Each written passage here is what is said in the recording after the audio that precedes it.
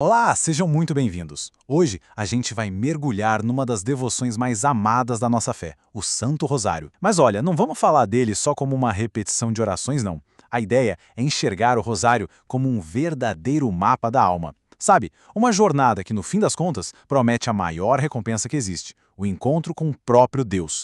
E o nosso roteiro, a nossa peregrinação, vai passar pelos 4 grandes momentos do Rosário. A gente vai ver como cada conjunto de mistérios, na verdade, revela uma fase diferente nessa busca pelo Senhor. Então, vamos lá, vamos começar essa caminhada. Pois é, muita gente acha que rezar o rosário é só ficar repetindo orações. Mas, na verdade, é muito, muito mais que isso.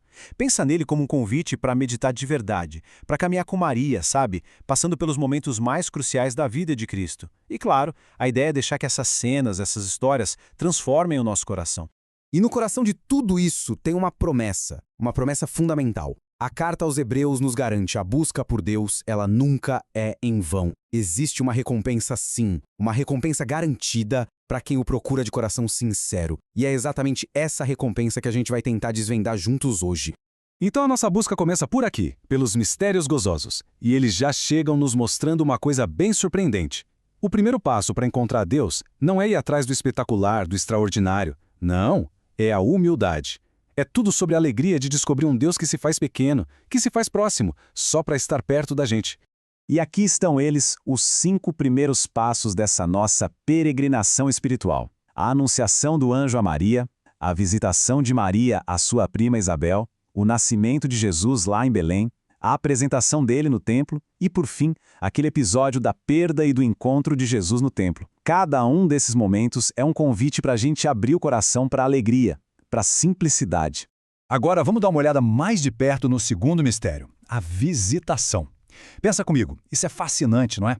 Maria, recém-grávida do Salvador, não se fecha em si mesma, não fica guardando a notícia. Pelo contrário, ela sai correndo para ajudar a prima. Isso nos ensina uma coisa enorme. Buscar o reino de Deus não é se isolar do mundo, é justamente o oposto. É levar Cristo para os outros, com pressa, com senso de urgência. A prioridade dela era o reino. E o serviço foi a consequência mais natural disso. Ok, mas e como é que a gente vive isso hoje no nosso dia a dia? Bom, primeiro, na vida sacramental. Toda vez que a gente recebe a comunhão, nos tornamos, de certa forma, como Maria. A gente carrega Cristo dentro de nós para o mundo.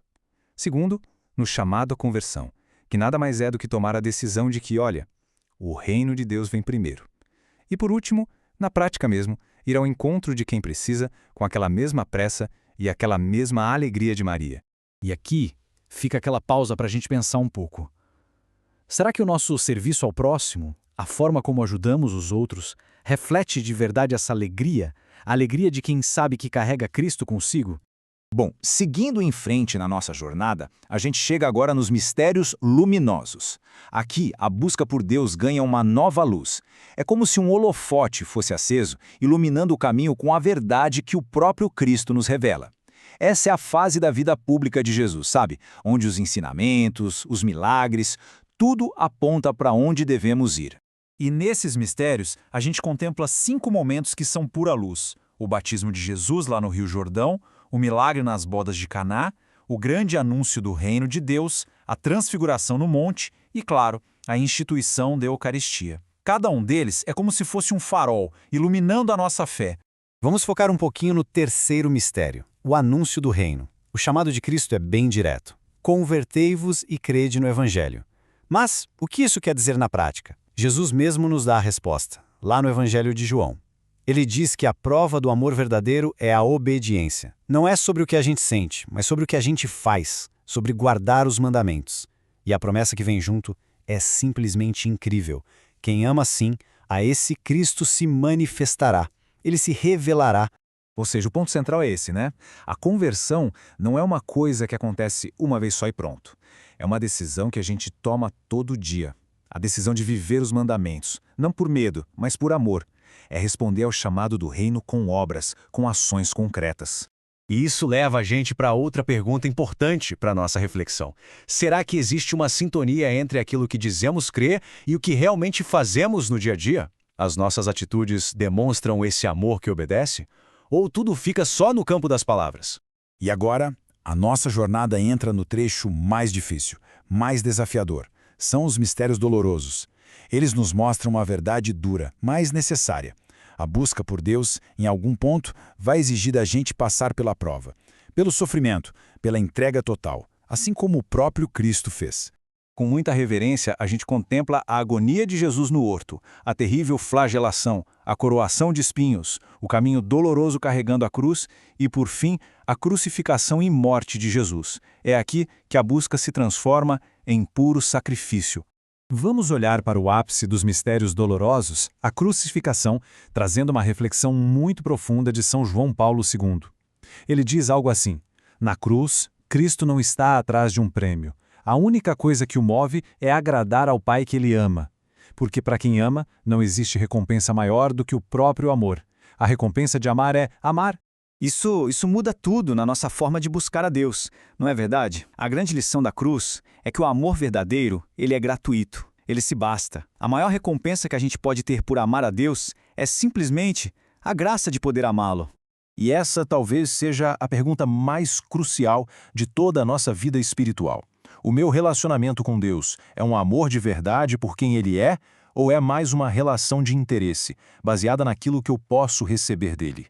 Mas depois da escuridão da Sexta-feira Santa, vem a luz do domingo de Páscoa. Chegamos à glória. Os mistérios gloriosos são o grande finale da nossa busca. É a chegada ao nosso destino, o momento em que a recompensa finalmente se revela em toda a sua plenitude. Aqui a gente celebra a vitória de Deus sobre a morte. Contemplamos a ressurreição de Jesus, a sua ascensão aos céus, a vinda do Espírito Santo sobre os apóstolos, a assunção de Nossa Senhora e, por fim, a sua coroação como Rainha do céu e da terra. É o cumprimento de tudo o que foi prometido.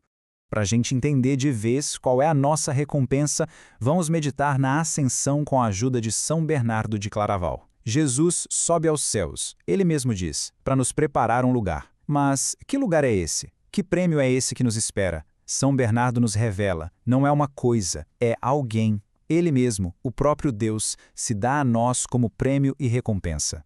E é aqui que a nossa jornada chega ao seu ponto mais alto. A recompensa final para quem busca Deus é o próprio Deus.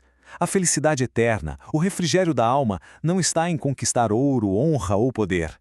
Está em possuir o Criador de tudo isso. É estar onde Cristo está, face a face com Ele, para sempre. E assim, a gente percorreu o Rosário e viu que ele é, de fato, um resumo de toda a vida cristã. Desde a humildade daquele sim de Maria na Anunciação, até a glória da sua coroação no céu, ela está sempre lá. Ela é a nossa guia, a companheira mais fiel que a gente poderia ter nessa busca por Deus.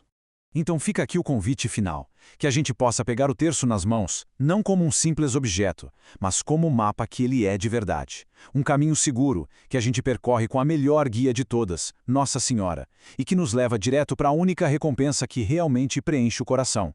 Porque a promessa é certa e vale para todos nós. Quem busca Deus com perseverança, com um coração que não desiste, no fim, sempre o encontra.